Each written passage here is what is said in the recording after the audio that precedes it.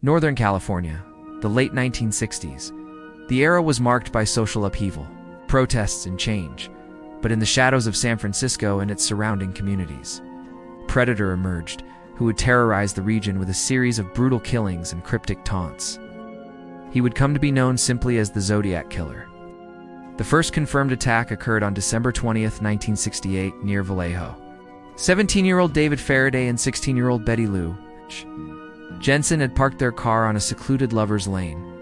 What should have been a quiet winter evening ended in violence. A gunman approached the car and opened fire.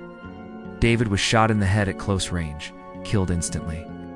Betty Lou tried to flee, running into the darkness, but 5 bullets tore through her back. Both teens were left dead on the cold ground.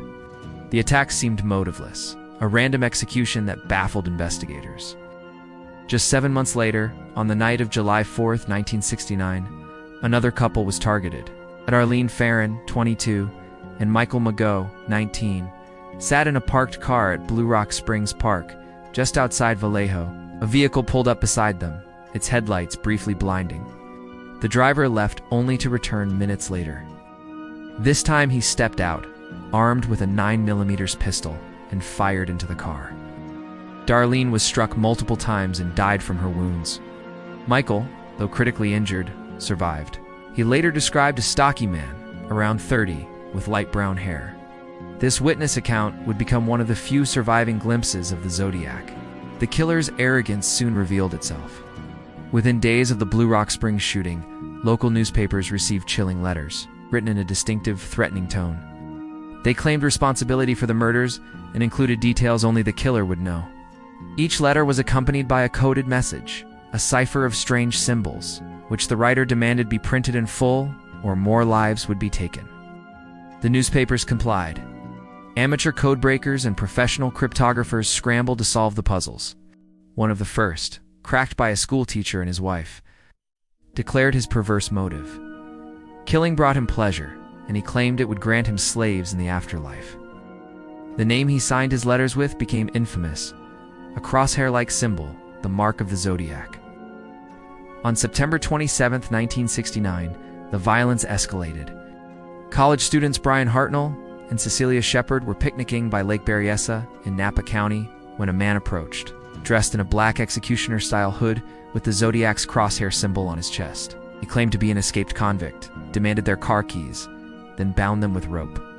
Without warning, he drew a knife and stabbed Brian 6 times before turning on Cecilia, plunging the blade into her 10 times. She clung to life for days before succumbing to her wounds. Brian, against all odds, survived and provided chilling details of the masked figure who had introduced himself simply as Zodiac. 2 weeks later, the killer struck in San Francisco itself. On October 11, 1969, cab driver Paul Stein picked up a fare in the city's theater district.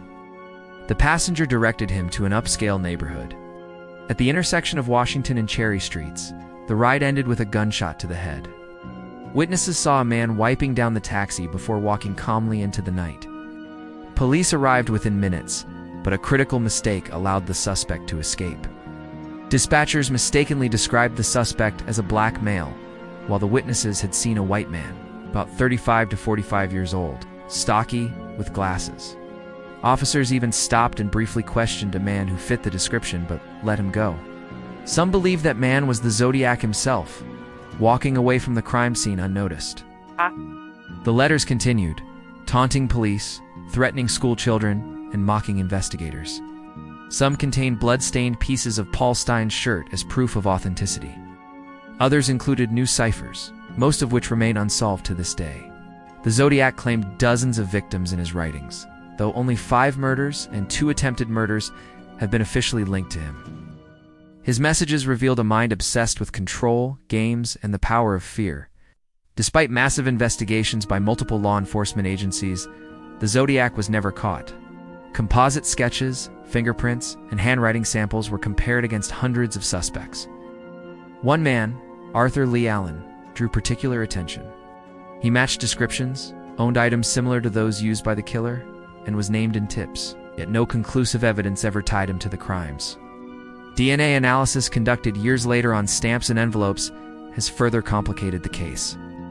Pointing away from Alan and leaving the question wide open, the Zodiac Killer became more than just a murderer. He became a specter haunting Northern California, a figure who could strike anywhere at any time, and who seemed to relish mocking the very people sworn to stop him. The randomness of his violence, young couples on dates, cab driver on his route, threats against children made him uniquely terrifying.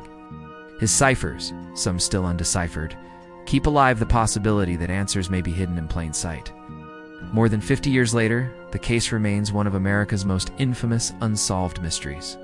The Zodiac symbol still chills those who see it, a reminder of a killer who wanted immortality through fear, and in many ways he achieved it.